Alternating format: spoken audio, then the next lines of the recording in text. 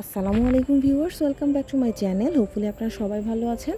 আজকে আমি আপনাদের সাথে মজার একটি রেসিপি শেয়ার করব। এই রেসিপিটি আপনারা চাইলে খুব চটজলদি তৈরি করে ফেলতে পারেন। এখানে আমি 1 কেজি পরিমাণ পুঁই শাক নিয়ে নিয়েছি। শাকগুলোকে খুব ভালোভাবে কেটে ধুয়ে নিয়েছি। এবার এর মধ্যে দিয়ে দিচ্ছি 1/2 কেজি পরিমাণ মিষ্টি কুমড়া। এই পর্যায়ে আমি এর মধ্যে দিয়ে দিব 1/2 কাপ পরিমাণ পানি। এখানে পানি না দিলেও চলে, তবে আমি অল্প পরিমাণ পানি দিয়ে দিচ্ছি। 5টি কাঁচামরিচ, 1টি রসুন এবং 2টি মাঝারি সাইজের পেঁয়াজ কুচি। এবার এর মধ্যে দিয়ে দিব 1/2 চা চামচ হলুদের গুঁড়া এবং প্রয়োজন মতো লবণ। এবার মাঝারি আঁচে পুঁই শাক এবং মিষ্টি কুমড়াগুলোকে আমি সিদ্ধ করে নেব। মিষ্টি কুমড়া এবং পুঁই শাকগুলোকে মাঝারি আঁচে জাল দেওয়ার ফলে কিন্তু এর ভেতর থেকে যথেষ্ট পরিমাণ পানি বের হবে। পুঁই শাক এবং মিষ্টি কুমড়াগুলো খুব ভালোভাবে কিন্তু 15 থেকে 20 মিনিটের মধ্যে সিদ্ধ হয়ে যাবে।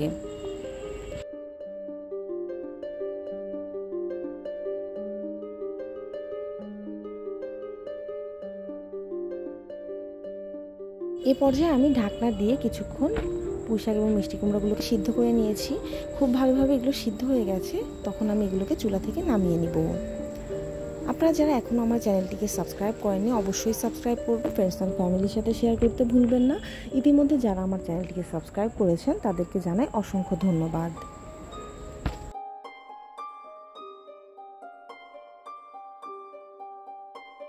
এই গরমের দুপুরে অনেক সময় কিন্তু আমাদের রান্না করতে মন চায় না। সেই সময় আপনারা চাইলে মজাদার এই রেসিপিটি চটজলদি তৈরি করে ফেলতে পারেন।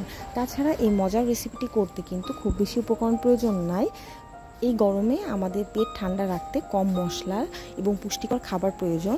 সেই জন্য আপনারা এই মজাদার পুষ্টিকর খাবারটি আপনাদের খাদ্য তালিকায় রাখতে পারেন। এখানে আমি 1 চা চামচ জিরাকে শুকনো খোলায় ভেজে নিচ্ছি। এই জিরাকে আমি শুকনো খোলায় ভেজে পরবর্তীতে পাটায় বেটে নেব। এবার চুলায় একটি কড়াই বসিয়ে দিয়েছি। কড়াইটিকে পর্যাপ্ত পরিমাণে গরম করে এর মধ্যে দিয়ে দিব সয়াবিন তেল। এখানে আমি 1/2 কাপ পরিমাণ সয়াবিন তেল ব্যবহার করছি। সয়াবিন তেল গরম হয়ে গেলে এর মধ্যে দিয়ে দিব একটি পেঁয়াজ কুচি।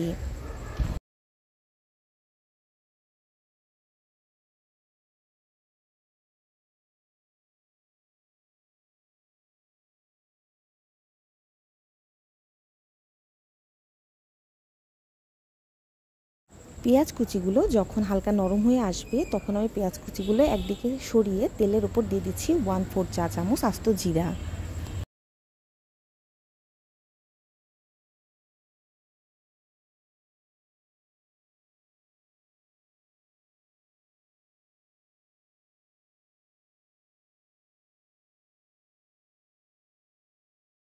এবার জিরাগুলোকে আমি তেলের ওপর হালকা আঁচে খুব ভালোভাবে ভেজে নিব। জিরাগুলো ভাজবার সময় অবশ্যই আপনারা খেয়াল রাখবেন এগুলো যেন পুড়ে না যায়, আবার অন্যদিকে খুব ভালোভাবে যেন ভাজাও হয়। যখন এগুলো খুব ভালোভাবে ভাজা হয়ে যাবে এর ভেতর থেকে সুন্দর একটি ফ্লেভার বের হবে। এই পর্যায়ে আমি এর সাথে আগে থেকে নরম করে রাখা পেঁয়াজগুলো মিশিয়ে আবারও পেঁয়াজগুলো লালচে বাদামি করে ভেজে নিচ্ছি। যখন এটি ভাজা হয়ে যাবে তখন তার মধ্যে আমি দিয়ে দিব আগে থেকে সিদ্ধ করে রাখা মিষ্টি কুমড়া এবং পুঁই শাকগুলো। এবার কিন্তু খুব বেশি সময় জাল করার প্রয়োজন নেই। 5 থেকে 7 মিনিট জিরা এবং পেঁয়াজের সাথে খুব ভালোভাবে মিশিয়ে নিলেই কিন্তু তৈরি হয়ে যাবে মজাদার পুঁই শাক এবং মিষ্টি কুমড়ার রেসিপিটি। চুলা থেকে এই তরকারিটি নামানোর আগে আমি এর মধ্যে আগে থেকে ভেজে রাখা জিরার গুঁড়োগুলো দিয়ে দিচ্ছি। এই ভাজা জিরার গুঁড়া দেওয়ার কারণে কিন্তু তরকারিটি খেতে দারুণ হয়। এটি অবশ্যই আপনারা ব্যবহার করবেন। আমার এই রেসিপিটি ফলো করে অবশ্যই আপনারা বাসায় ট্রাই করবেন এবং আমাকে জানাতে ভুলবেন না আপনাদের কেমন লাগলো। Thanks for watching my video.